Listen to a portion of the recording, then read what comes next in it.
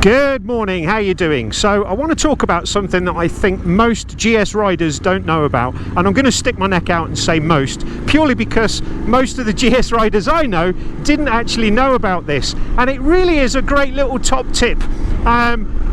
So it's to do with the suspension and the riding modes. Now, if you know this already, I mean, just give me a like and say something in the comment that you did know it, so I can gauge myself how many people out there did know this, what I thought to be an obvious fact, but maybe not. If you didn't know it and it is useful for you, then of course give it a like and even subscribe if you haven't. That's what it's all about. So without further ado, the suspension, the riding modes. I was going to talk about this in a general video, you know how I babble on when I'm riding, but we also like to skip forward in videos, don't we, to get to the good bits, and you might miss an important bit of my babble, which is the suspension. So it probably applies more when you're in dynamic mode. Most people think you set the mode dynamic, road, rain, enduro, and that's it, but you can actually tweak it a little bit further, and there are instances where that's very useful to you.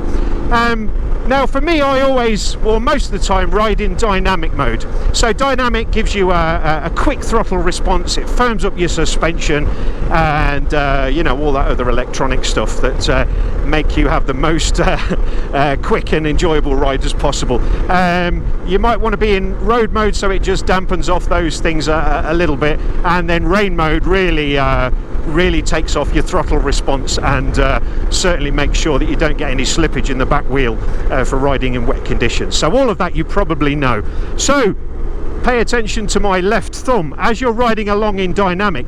Let's say, for example, and this is when I use this, I've just stopped for lunch or something like that, and then I carry on riding on a road.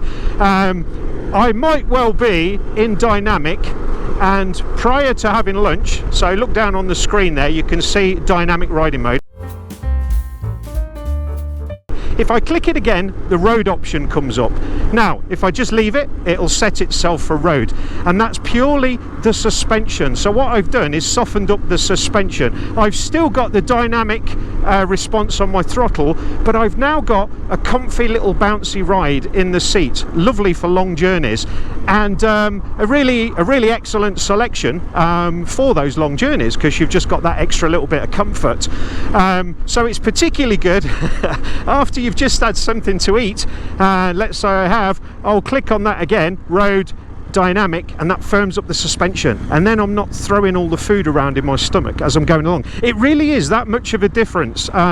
A lot of people think with all these little gadgets and modes and stuff like that, there's hardly anything and it's all marketing, but I can tell you from experience that those two modes and that little combination right there really is useful, and I do use it a lot. And like I said, I wanted to mention this in, you know, a previous video, but I thought, you know what, I'm just going to save it for a standalone little comment as a riding tip, or whatever you want to call it, of something that I think most GS riders probably didn't know. If you did, and you've sat through all of that to listen to me, well, good for you, but please share it with any other GS riders, because I really think it is an excellent little feature that does come in handy. Not groundbreaking, not earth-shattering, but nonetheless I hope very useful to you. So if you haven't subscribed already, please do that for me, and I look forward to doing more videos for you, maybe even some more top tips as I come across them in the future. So ciao for now.